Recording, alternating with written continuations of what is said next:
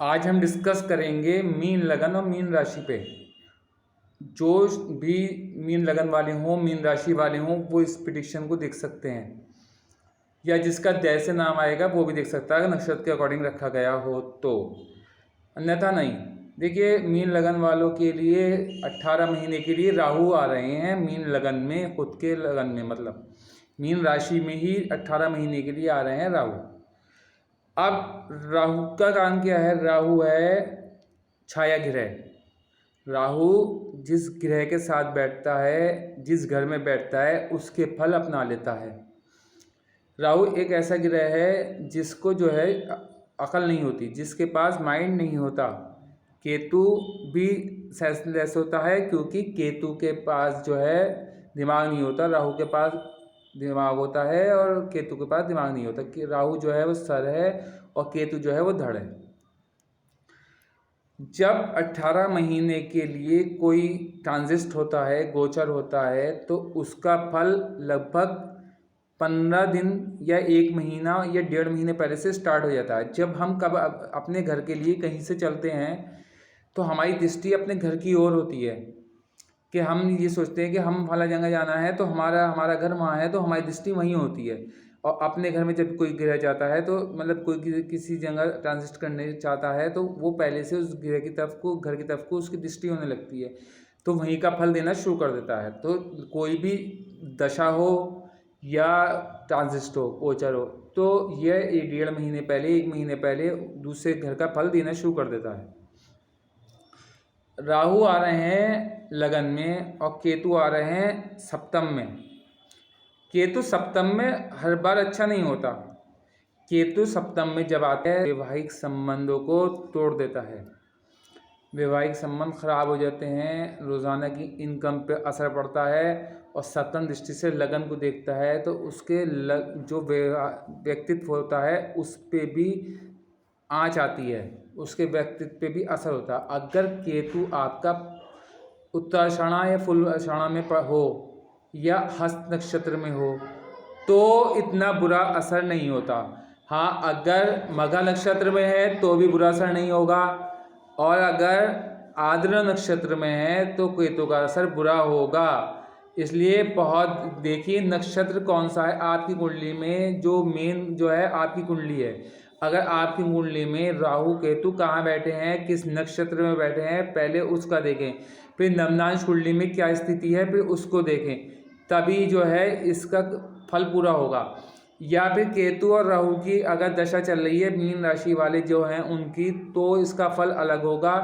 और अगर राहु केतु की दशा नहीं चल रही है तो फल दूसरा होगा, क्योंकि फिर 25% असर होगा, और राहु केतु की दशा चल रही है तो 90 से 100% असर होगा। राहु जब लगन में आता है तो उसके व्यक्तित्व को चमका देता है। केतु जब सप्तम में आता है तो उसके वैवाहिक जीवन को तोड़ देता है। ये दोनों ऐसे ग्रह हैं जो हमेशा एक्सिस पे रहते हैं, अपने आमने सामने रहते हैं और हमेशा वक्र स्थिति में चलते हैं। अकेले ऐसे ग्रह हैं जो हमेशा वक्र स्थिति में होते हैं।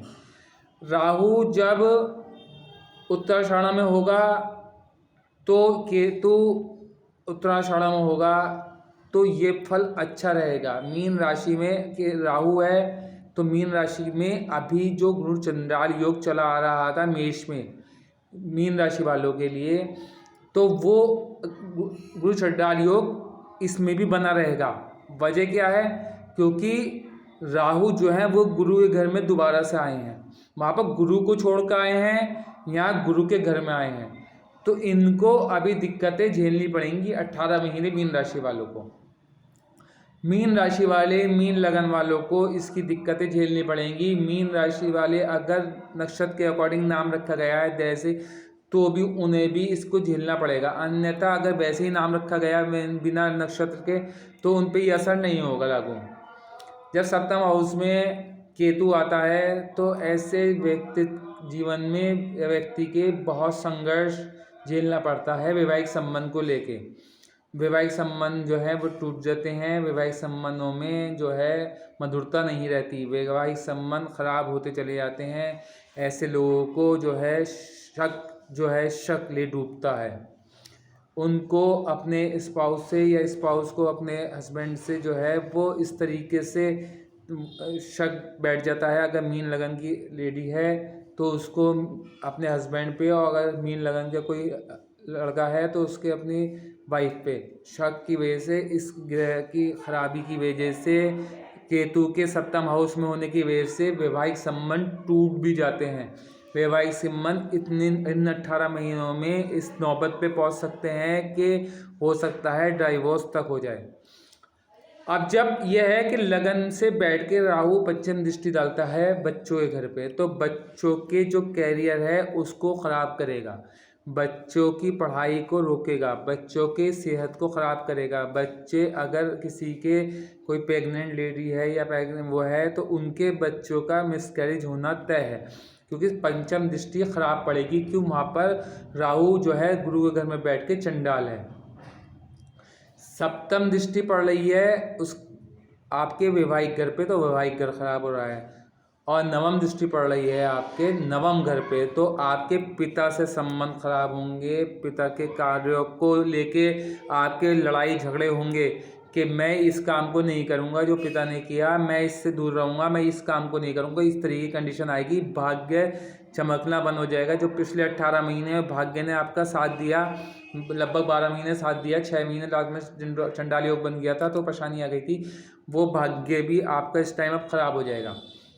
इसके लिए उपाय मैं लास्ट में बताऊंगा, पहले आप समझते चलिए कि केतु की जो सप्तम दृष्टि पड़ेगी राहु पे पड़ेगी, तो राहु जो है लगन में बैठा है, तो वैवाहिक संबंध जो है आपके व्यक्तित्व पे असर डालेंगे, आपके जीवन पे असर डालेंगे। समाज में आपकी जो है बहुत बुराई होगी, समाज आपको नहीं समझेगा, आपकी पत्नी को समझेगा, आपको गलत समझेगा, या आपके किसी लेडी के है तो आपके हस्बैंड को समझेगा, आपको नहीं समझेगा, क्योंकि गुरु चंडाल का असर पड़ेगा। और केतु की जब सप्तम दृष्टि तो पड़ गई लगन पे, और नवम दृष्टि पड़ेगी थर्ड हाउस पे, जब 11 थर्ड हाउस में पड़ेगी तो आपको काम बहुत ज़्यादा कराएगा, बहुत ज़्यादा संघर्ष कराएगा। उसके बाद फल, आप 100% मेहनत करेंगे तो 10% आपको उसका फल मिलेगा इन 18 महीनों में। उसका उपाय मैं बताऊंगा, उस उपाय से आप उसको आगे 10% को 80% तक पहुंचा सकते हैं। केतु की पंचम दृष्टि जो पड़ेगी तो वो आपकी पड़ेगी 12वें हाउस पे, 11वें हाउस पे। जब 11वें हाउस पे दृष्टि पड़ेगी तो 11वें हाउस से जो चीज़ें हैं, आपके नेम फेम जो बढ़ता चला जा रहा था पिछले टाइम में, वो डूबना शुरू हो जाएगा। आपको अवार्ड से जो आपको अवार्ड मिलने वाले होंगे वो रुक जाएंगे। आपके जो भविष्य बनने वाला होगा, जो आपको भाग्य बनने वाला होगा, वो भाग्य में विघ्न आ जाएगी। आपके दोस्त आपके साथ छल कपट करके आपको लॉस पहुंचा के चले जाएंगे, क्योंकि गुरु चंडाल योग वहाँ से ख़त्म हुआ, मगर यहाँ पर मीन के घर में आके राहु बैठने से इफेक्ट पड़ेगा। मगर राहु को अब हमें ये देखना पड़ेगा, राहु आधा नक्षत्र में तो नहीं है, राहु मगर नक्षत्र में तो नहीं है, राहु जो है वो अस्त नक्षत्र में तो नहीं है, राहु जो है स्वाति नक्षत्र में तो नहीं है। अगर इन नक्षत्रों में है तो फिर भी इतना बुरा असर नहीं पड़ेगा। आपका राहु और केतु किस स्थिति में है कुंडली में, पहला वो चेक करना जरूरी है, तभी गोचर का फल होगा। और गोचर का फल भी तभी पूरा पड़ेगा तब आपकी राहु या केतु में से किसी की दशा चल रही होगी। और जब जब बुध का ट्रांजिट आएगा राहु के घर में, राहु के साथ, तब तब वो 1.5 महीना 1 महीना आप लोगों के लिए अच्छा सिद्ध होगा, क्योंकि बुध और राहु की बहुत मेजॉरिटी है, बहुत ज़्यादा उनका एक वो युति अच्छी रहती है। बुध की फेवरेट जो है वो राहु है, राहु की फेवरेट राशि जो है वो बुध है। बुध जो में ही राहु आन के उच्च होते हैं। जब बुध आन के लगन में बैठेगा, एक साल भर में एक चक्कर लगाता है, तो साल भर में 1 महीना ऐसा होगा वो आपके लिए बहुत ज़्यादा फेवरेट होगा और बहुत ज़्यादा उसमें लाभ उठा पाएंगे आप। 18 महीने में से 17 महीना ख़राब है, 1 महीना वो अच्छा रहेगा। वो देखना पड़ेगा आपकी कौन सी दशा चल रही है। और जब जब बुध में राहु की अंतर्दशा चलेगी, मान लो 3 महीने के लिए ये योगनी दशा चलेगी, तो आपका राहु उस टाइम अच्छा फल देगा, अन्यथा खराब देगा। केतु आपके वैवाहिक संबंध को इतना जहरीला बना देगा कि कोई सोच भी नहीं सकता, कि आप कहेंगे कुछ, आपकी स्पाउस समझेगा कुछ। आप कहेंगे कुछ, आपको स्पाउस उसको गलत लेके उस पर गुस्सा ज़्यादा करेगा, आपको समझ नहीं पाएगा, आपके ऊपर शक की नज़र से देखेगा और इतनी ज़्यादा झगड़े लड़ाई बढ़ सकते हैं। इसलिए केतु के लिए भी मैं एक छल्ला तैयार करता हूँ। अगर आप मुझसे संपर्क करना चाहें, मैं केतु को जो दिन मीन लगन वाले, मीन राशि वाले इन दिक्कतों से आनी शुरू हुआ है जब, तो वो मुझसे संपर्क कर सकते हैं और मैं उनको एक केतु का छल्ला दे दूंगा। उसके बाद उनको इस प्रॉब्लम से सॉल्यूशन मिल जाएगा और लगभग आप 70% प्रॉब्लम से दूर हो जाएंगे। जब जब राहु की दृष्टि बुध पे पड़ेगी तब तब जो है, मतलब गोचर में, तब तब आपको लाभ होता चला जाएगा इन 18 महीनों में भी। अन्यथा केतु आपको डिडक्शन देगा, केतु आपको लॉस देगा, केतु आपकी रोज़ाना की इनकम को ख़राब करेगा, केतु आपकी पार्टनरशिप को भी तोड़ देगा। अगर मीन लगन वाले, मीन राशि वाले अगर पार्टनरशिप कर रहे हैं किसी कार्य में, कोई अपना बिजनेस में या किसी भी चीज़ में, तो वो उसमें उनकी पार्टनरशिप टूट जाएगी इन 18 महीने में। अगर आपकी कुंडली में राहु और केतु अस्त नक्षत्र में, पूर्वाषाढ़ा नक्षत्र में, उत्तराषाढ़ा में बैठे हैं या मघा नक्षत्र में बैठे हैं तो फिर भी इतनी दिक्कतें नहीं होंगी, अन्यथा दिक्कतें होनी तय हैं।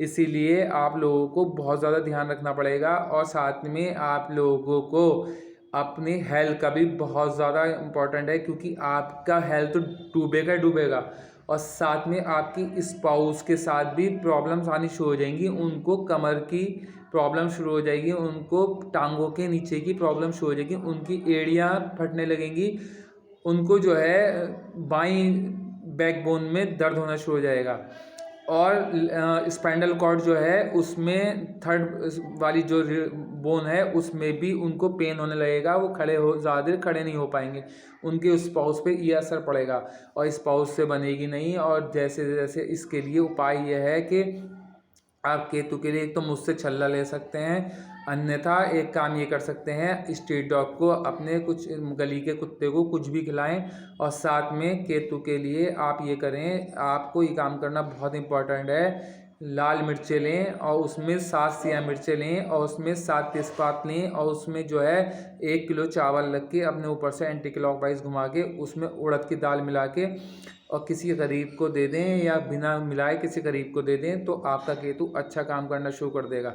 अन्यथा आपको ये 18 महीने दिक्कतें पैदा करेगा, क्योंकि केतु की दृष्टि पंचम, सप्तम, नवम तीनों खराब पड़ेंगी। एक दृष्टि पंचम तो नीच की दृष्टि पड़ रही है, इस वजह से वो तो बहुत ही हानिकारक रहेगी। और राहु की पंचम दृष्टि बच्चों पे पड़ेगी, बच्चों की सेहत दिक्कतें करेगी, बच्चों को पढ़ाई में मन नहीं लगेगा बच्चों के। और आपका अगर कहीं वैवाहिक जीवन से पहले अगर विवाह नहीं हुआ है और प्रेम संबंध कहीं चल रहा है तो वो भी टूट जाएगा राहु की सप्तम दृष्टि से, क्योंकि केतु की सप्तम दृष्टि राहु पर पड़ रही है और राहु की सप्तम दृष्टि आपके पंचम हाउस पड़ रही है जो आपके प्रेम का घर है। और इसीलिए आप लोगों को बहुत ज़्यादा सोच समझकर इस 18 महीने का वो उठाना है, क्योंकि आपको क्या करना है, एक तो जब भी आप सोएं पूर्व की दिशा में मुंह करके सोएं, अन्यथा जो है केतु और आपको लॉस देगा। और अपने घर में राहु के लिए एक मोर पंख लगा लें, और मोर पंख नहीं लगा सकते हो तो आप अपने घर में जब भी कोई भारी सामान रखें तो पश्चिम और उत्तर की तरफ रखें, अन्यथा आपको केतु ज़्यादा हानिकारक पहुंचाएगा, बच्चों की हेल्थ डिस्टर्ब कर देगा और वैवाहिक जीवन तोड़ देगा। ये तय है, वैवाहिक जीवन तोड़ देगा। फिर मैं इस पे बहुत ज़्यादा सख्ती के साथ कह रहा हूँ, केतु सप्तम हाउस में अच्छा नहीं होता, मैलेफिक प्लैनेट सप्तम हाउस में अच्छे नहीं होते। वैवाहिक जीवन को शक की नज़र से देखने लगता है उसका स्पाउस या उसका जो भी मतलब एक पार्टनर, क्योंकि ये सप्तम हाउस बहुत ज़्यादा मतलब एक वैवाहिक जीवन का घर है और इनकम का घर है, पार्टनरशिप का घर है, इन सब पे असर पड़ेगा। पंचम हाउस पे भी असर पड़ेगा, लगन पे भी असर पड़ेगा, थर्ड हाउस पे भी असर पड़ेगा और आपका जो है 11th हाउस पे भी असर पड़ेगा और आपका जो है 9th हाउस पे भी असर पड़ेगा। इन सब ग्रहों को परेशानियाँ गिरनी तय हैं।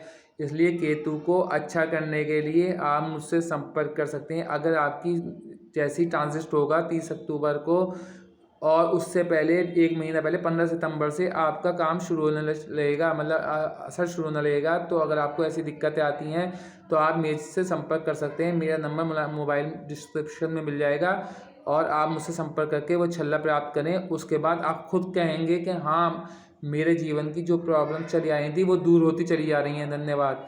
और मेरे वीडियो को लाइक करें, शेयर करें, सब्सक्राइब करें और ताकि ऐसी वीडियोस से लोग लाभ उठा सकें। मैं आप लोगों के लिए मेहनत करता हूं ताकि आप लोगों की जो ट्रांजिस्ट हैं इनका आप लोगों को बुरा असर न पड़े। और सभी लोग सब्सक्राइब करें क्योंकि मुझे आने वाले सभी लग्नों पर इसी गोचर का वो डालना है, पूरी गोचर डालनी है। धन्यवाद।